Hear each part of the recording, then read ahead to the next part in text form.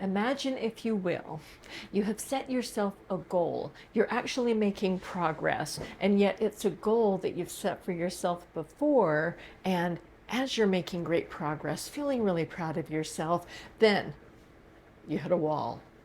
Something happens well past a plateau. It isn't a plateau. You've actually crashed, went backwards, had a little bit of a setback, and not just any setback, because that setback that messed up your goal, sabotage. Now, sabotage can come from internal messaging and also external forces. The wellness goal that I'm talking about is weight loss.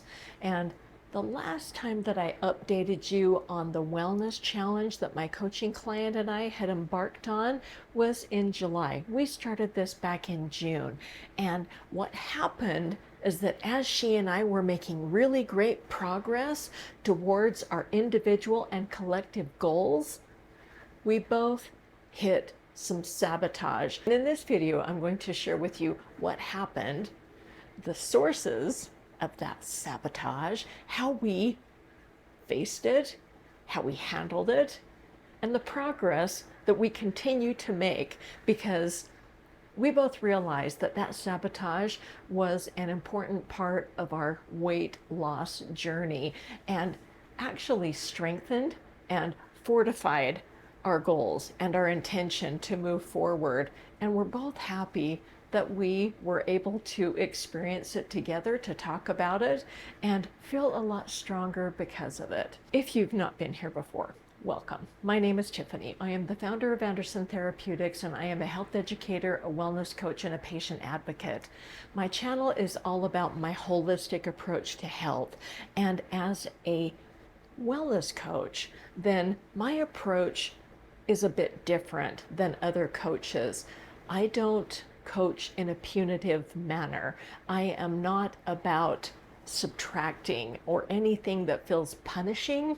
And just to catch you up on what happened with my coaching client and I, back in June, we took on a very different type of a challenge, because one of the things that I talk about with any of my coaching clients, and something that I apply to myself, is that I focus on adding healthy behaviors, adding healthy foods, adding stress management, rather than worrying about subtracting. Most of the time, when we're working towards health goals, it's all about the things that we want to get rid of. Though that can feel very stressful and create a lot of anxiety, because immediately what that brings up is everything that needs to go away.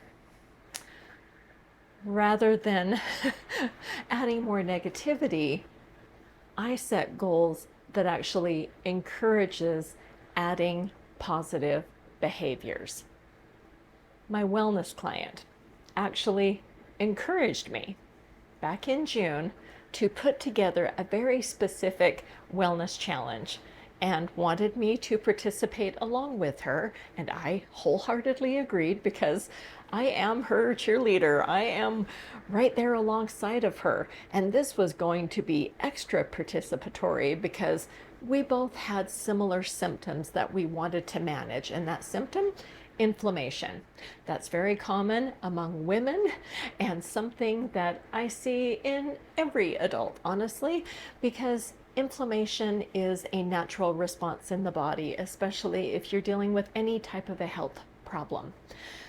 I agreed to the challenge also because as I put the worksheet together, then I asked my coaching client, can I share this on YouTube and share just a little bit of your information without any PHI, just to help encourage others who might be in a similar situation? And she said yes. So I am 61. And my coaching client, she and I have some similarities in that she is preparing to be a bionic woman. I am already a bionic woman. I have dual hip replacements. She is preparing for knee replacement. That came up earlier this year. That's when we started working together on any number of health goals.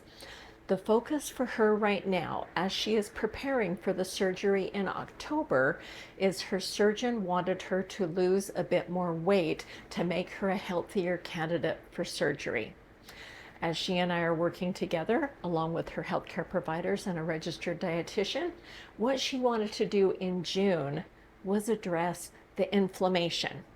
And she and I had talked many times about just that puffiness that shows up, especially for women in midlife. And she's in her 50s. And as I mentioned, I'm 61, and I get a lot of puffiness in my eyes. We both experienced a lot of that belly bloat, also very natural, and that swelling in our ankles. And for people who are preparing for joint replacement or living with arthritis, any number of chronic conditions, having swelling in our lower legs, also a common symptom. This challenge was to address those 3 areas of puffiness in 7 days and to have it feel like a spa-like experience. And if you look in the description and you're curious and you think, oh, that's absolute rubbish, there's no way. I did put something together and we were astonished at the results. I had no doubt that we were going to experience some positive results, because anytime you invest more attention, more time, more care into yourself, you're going to have a positive experience, simply because you're answering your body's call for help with kindness and care. And anytime things feel less stressful and more caring, more positivity, less cortisol, less stress. In the description, there is a link to the PDF where I share the entire challenge, including the 3 different ways that we addressed that puffiness in our eyes, the belly bloat, and the swelling in our lower legs, mainly the ankles. Here's just a little peek of the handout. It's 4 pages. Don't be overwhelmed or daunted. I made it a little bit longer simply because she's in a different time zone than I am, and I wanted it to be a worksheet. There's a lot of power and intention when you actually are writing things down that works our brains in a different way. You might be an online person. She and I are both writing visual paper people. And I put plenty of room on here for notes and different ways that we could actually track.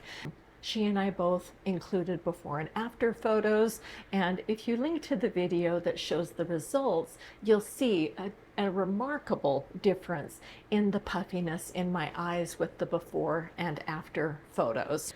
The weight loss that she and I both experienced in that 7 days was not the side effect we were aiming for. It wasn't even at the top of our mind. We were simply thinking about how to better manage inflammation by adding 3 self-care routines. That was it.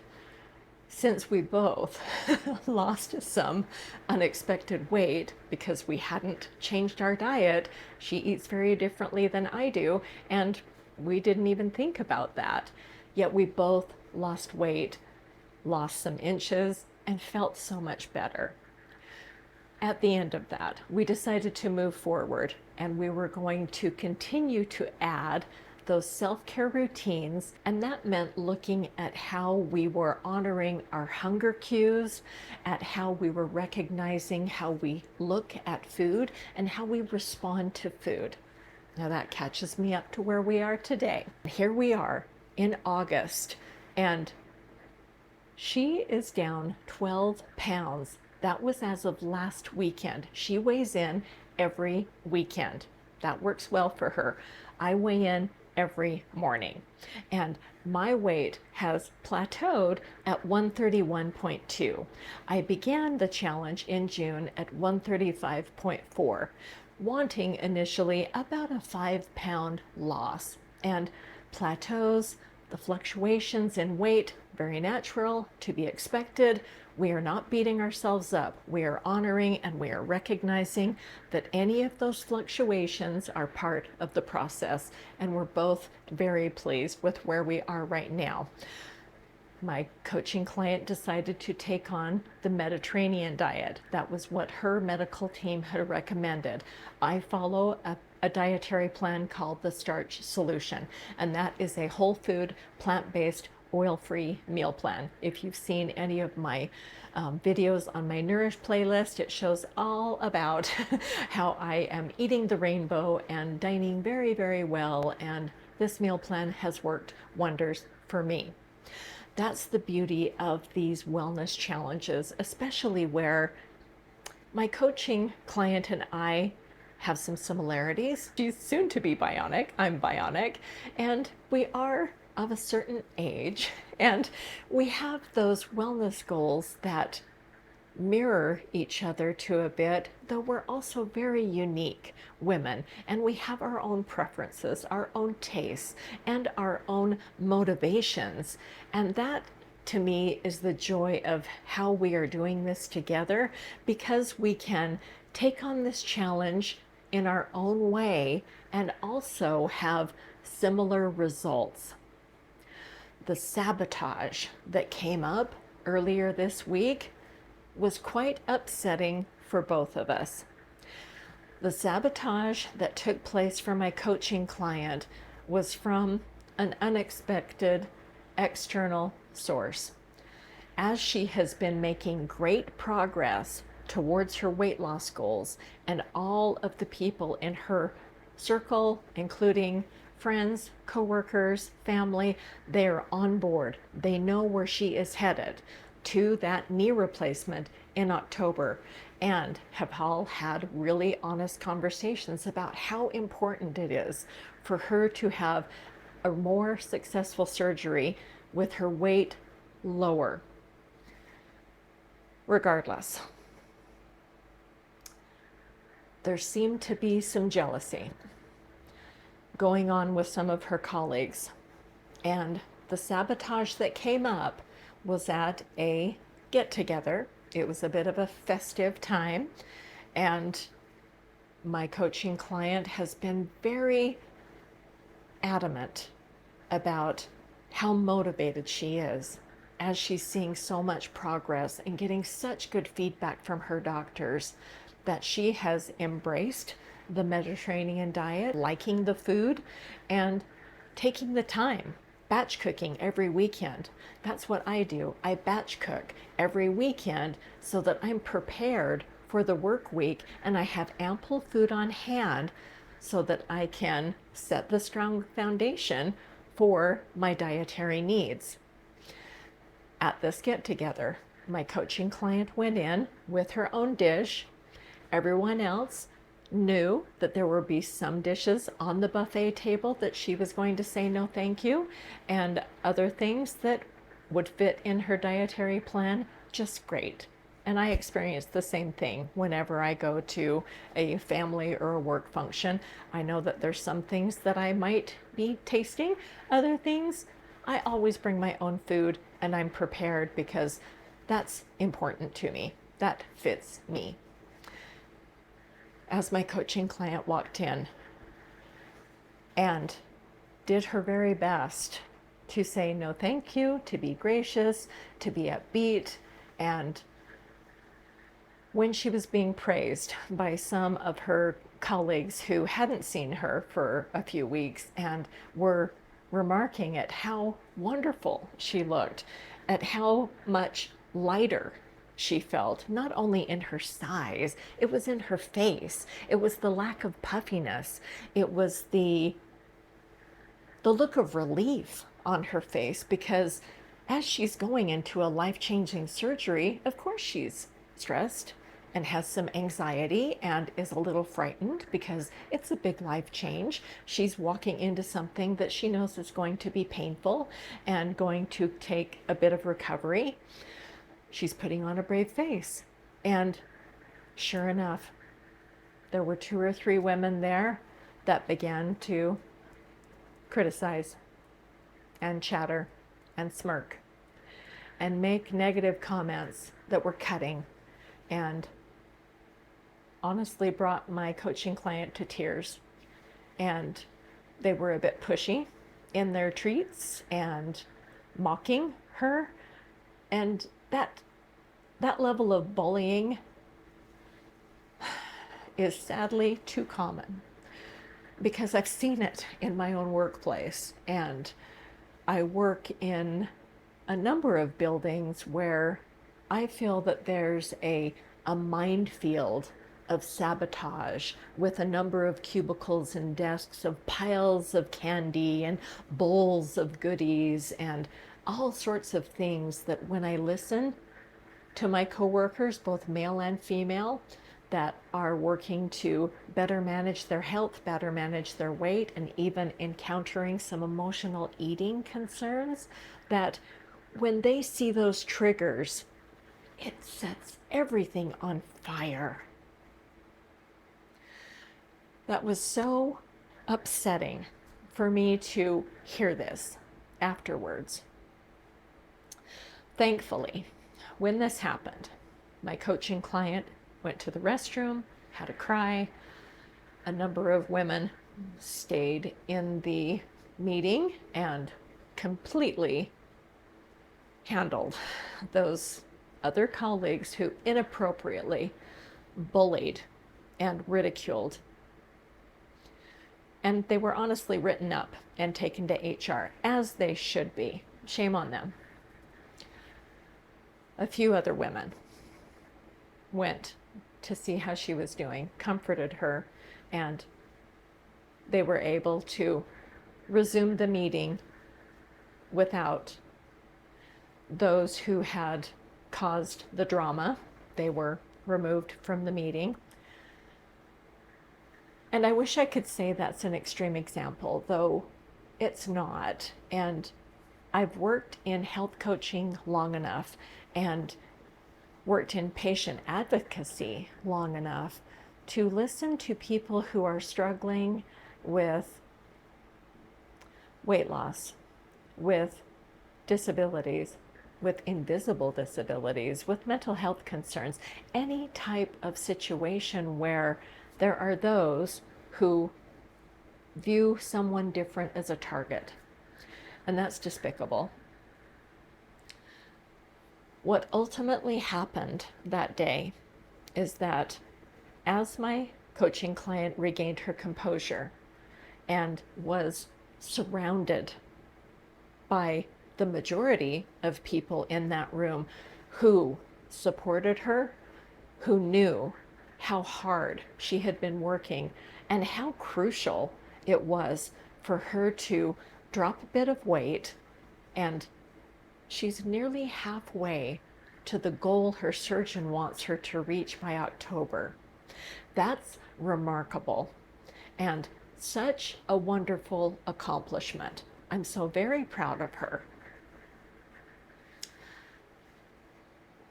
On that day, she was able to finish the workday, went home to family, was able to have another cry, discuss what happened, and she treated herself to one of the self-care routines that she and I have been practicing since June. And we talked. We had a wonderful coaching session that evening, and as we were both talking about the positive aspects of the self-care routine, she told me that level of dedication to her own well-being gave her the strength to speak up to the women and to also excuse herself rather than lashing out and perhaps saying something that she regretted. And even though she was embarrassed for crying, that she honored that emotion that welled up inside and immediately caused quiet in the room and brought attention to some women who had been behaving this way for years. And it brought to light a lot of cattiness that had been happening in the workplace.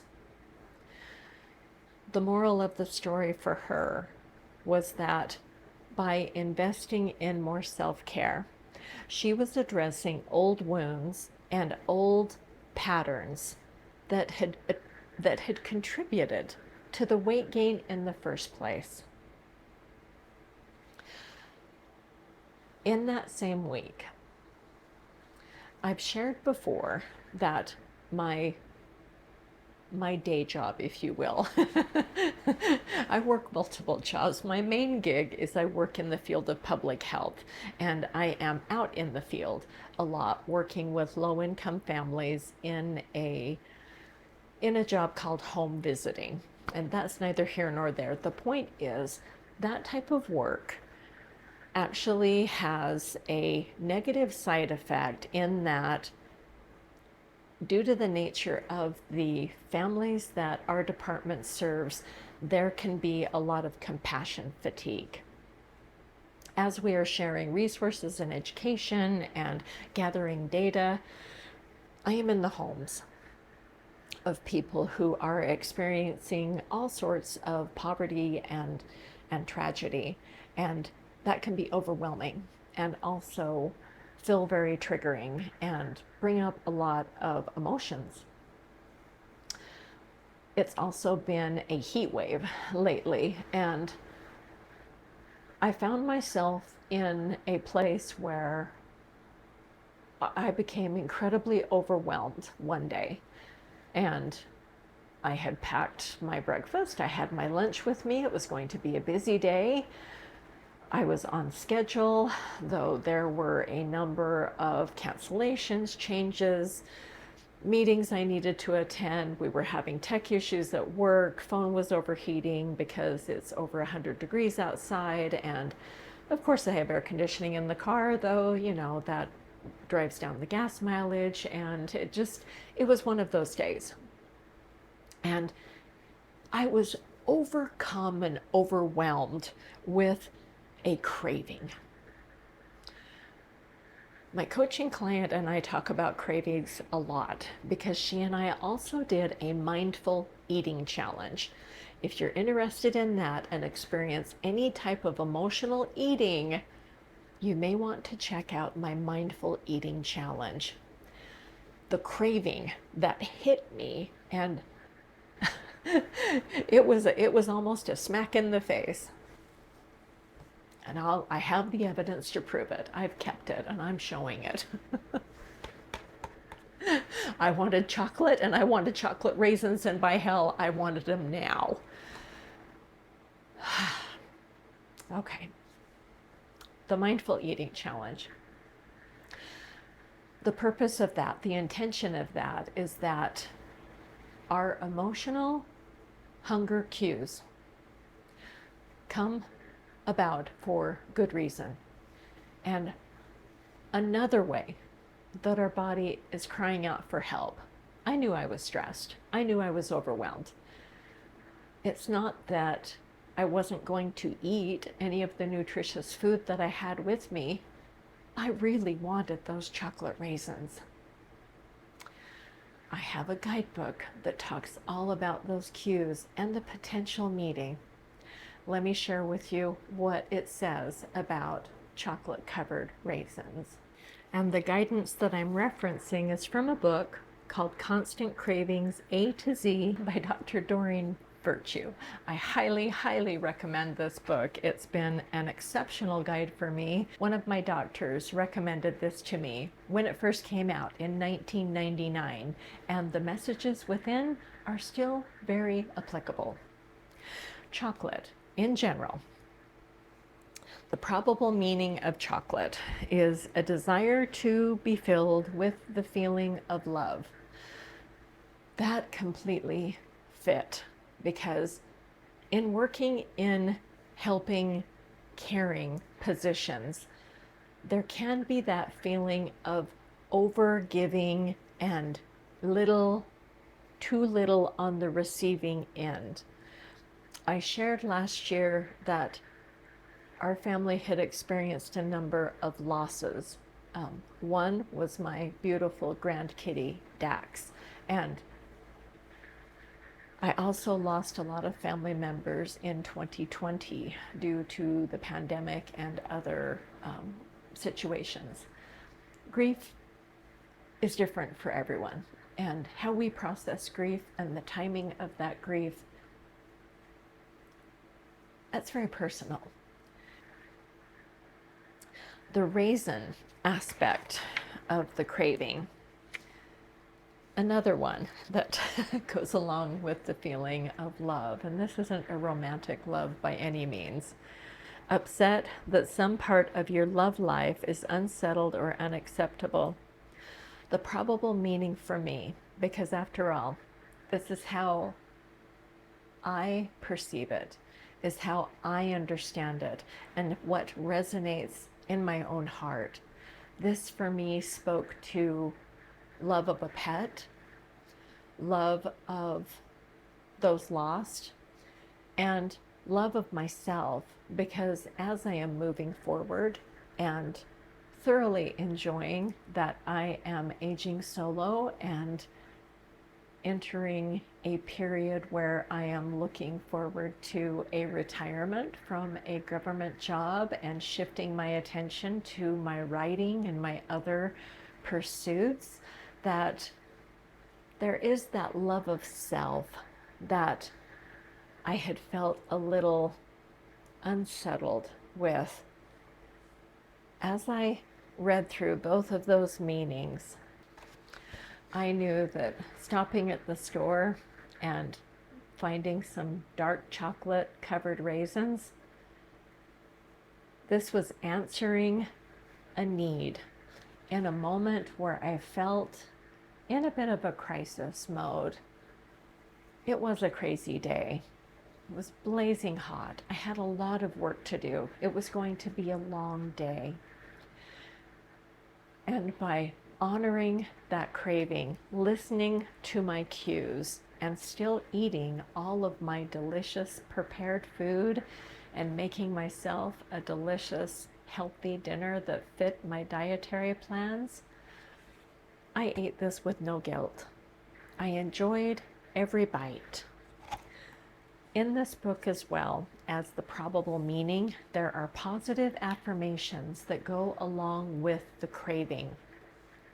My coaching client has this book as well, and every time she has a trigger craving, for her, it's fried foods. She loves fried chicken. That crunchiness, that is just her jam. And every time she goes through the book, the A to Z, and finds a craving, it always fits.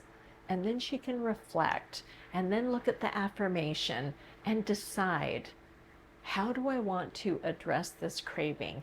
What does my body need? And do I still want to enjoy that food, not gobble it, not wolf it down, not cram it in your face and then feel horrible? Truly enjoy it, savor it, eat it, and maybe surprise yourself and find that after a bite or two or three that you're satisfied. I ate the entire box of chocolate raisins and I didn't feel guilty. I didn't have a stomach ache. The affirmation that I was told, I see clearly what needs to be done. I am open to honest discussion and clear communication. That was the affirmation that I meditated on after I had enjoyed those chocolate raisins. And initially, I had that knee-jerk response of, oh, sabotage. I sabotage myself. Though I let that go. I said, thank you for sharing. Thank you for sharing that thought, and let it go. Another way to honor those hunger cues. And the next day, when I got on the scale, I hadn't gained any weight. It didn't disrupt my sleep. And that wasn't a green light for me to say, oh, I can just get a box of chocolate raisins every day. No. It meant that my body was showing me a little bit of grace and that it was okay because I was having a treat for a treat's sake, and also investing in myself in other ways that were non-food related. That's the whole purpose of mindful eating, is to address those cravings, to respect them and to honor them. And as my coaching client and I are moving forward and better understanding how sabotage shows up, whether it's advertisement or driving past a favorite restaurant and smelling the smells, or even someone basically just wanting to shove food in your face, that there's ways to handle that. And we can handle that. And she and I did handle that. We're moving forward. We're taking good care of ourselves. And I hope you'll join us. Because as I mentioned, you can download that free PDF and follow along this 7-day head-to-toe wellness challenge. Do you have inflammation? Do you have puffy eyes? Do you have any bloating in your belly? Or at the end of the day, do you find that your ankles, maybe even your feet, and certainly your lower legs, that they're swelling after a long day? The challenge has worked wonders. At the end of the 7 days, it's been so impressive to both of us that for the most part, everything on the challenge we continue to do nearly every day. It's become part of our routine.